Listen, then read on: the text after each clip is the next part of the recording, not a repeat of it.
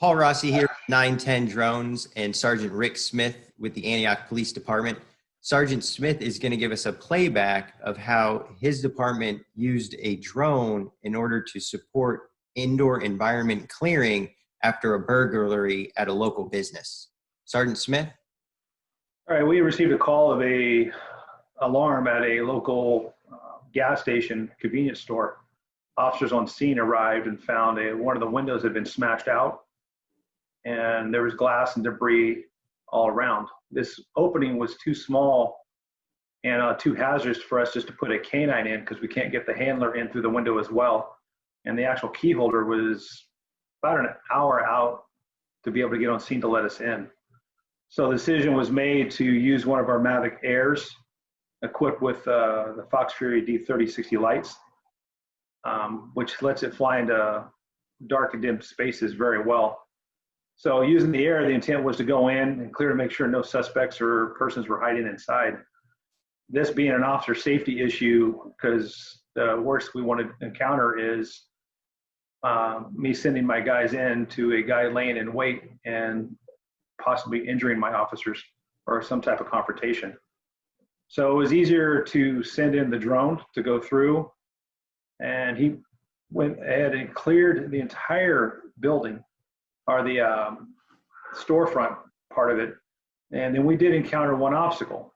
As this continues on, there's the bulletproof glass around the front counter.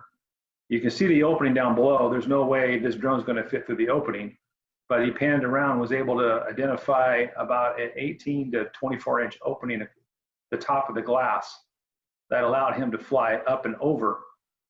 So he put that up as close as he could to the ceiling, proceeded into the back room and the cashier area of the business where most safes are kept. As you see, he's crossing the lip now, and then he flies over and continues into a back room where the safe and storage room are, and was able to clear that.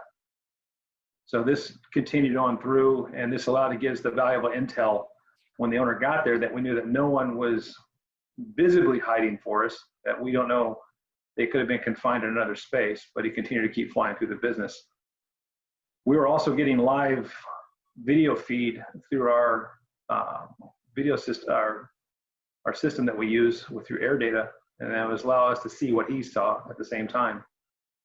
And also in doing this, it allowed me to free up units that were on perimeter once we noted that the building was vacant of a suspect, and allow them to go handle other calls.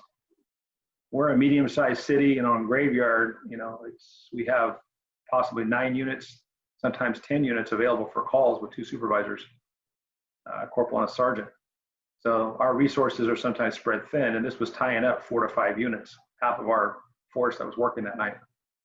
So the speed this was able to clear, in lieu of having to wait around for an hour and a half for a key to be able to gain access, we were able to do this with the drone.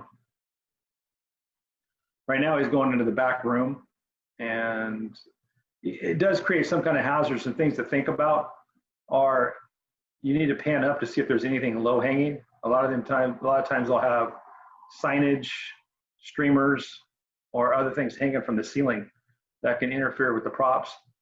And the most important thing, make sure you have prop guards on your drone, because you may be bumping into obstacles, and you don't want to have to go for a drone rescue versus using this tool to be able to check the business.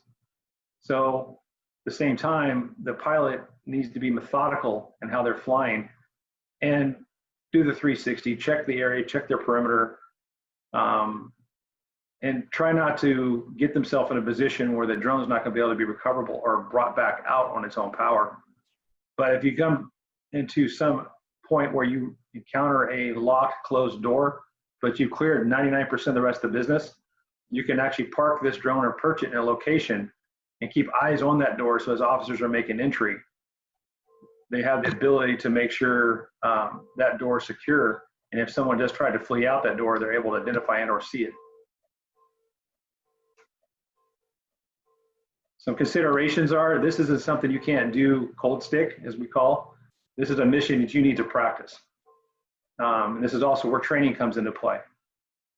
If you haven't flown interior flight in a month and you try to do it firsthand, you're going to probably make a fool of yourself because you're not going to be as good as you should be. This is something you should practice every week.